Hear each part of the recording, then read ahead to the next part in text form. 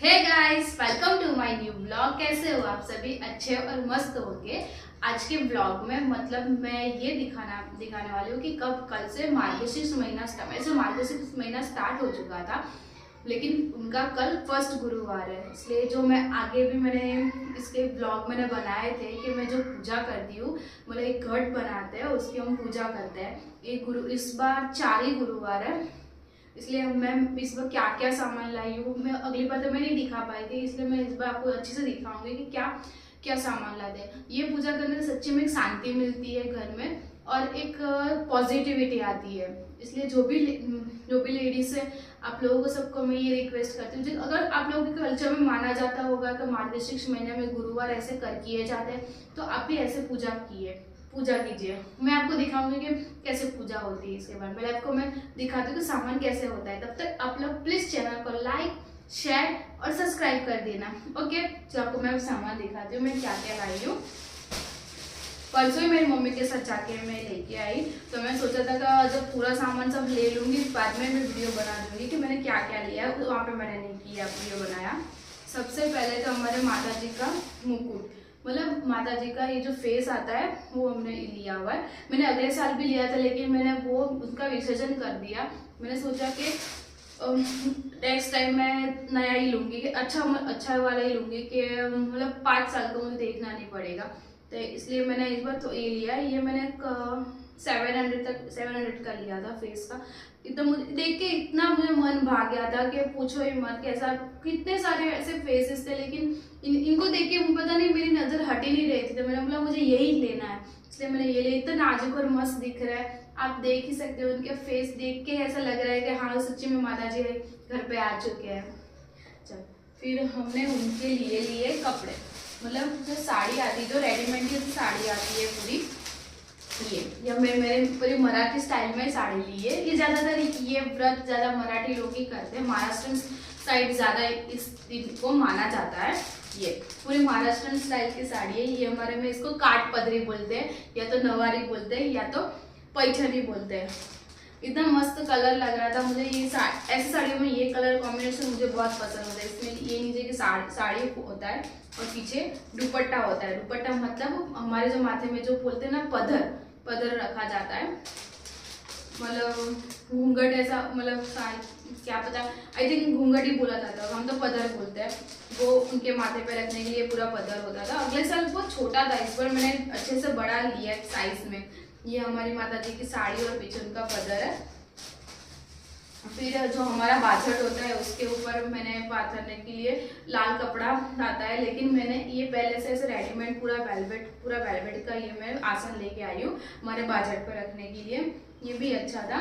फिर इस बार कुछ ये चीज मुझे कुछ नई लगी और यूनिक लगी कि इसके नीचे जो चावल रखे जाते हैं, फिर इसके ऊपर ये कमल रखा जाएगा, फिर इसके ऊपर कलश रखा जाएगा। कि यूनिक लगा, कुछ अच्छा लगेगा माता जी को रखने के लिए, आपको भी पसंद आएगा। मुझे वही देखना है, कल एक्साइट इसी बात की कि कल रखूंगी तो कैसा दिखेगा, क्योंकि यूनिक लगा। पहली बार दुकान में ऐसे मैंने देखी।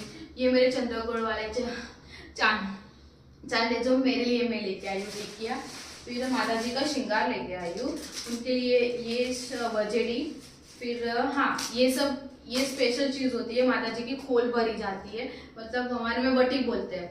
एक्चुअली इसको हिंदी वर्ड क्या बोलते हैं आई डोंट नो, पता नहीं, लेकिन हम लोग वटी भरी जाती है। मतलब इस माता जी को श्रृंगार का जो सामान जो चढ़ाया जाता है वो होता है। तो ये पूरा उनका जो उनको जो चढ़ाया जाता है वो सामान पूरा पैक ही आता है, एक जगह पे सब मिल जाता है, अलग अलग लेने की जरूरत नहीं पड़ती है।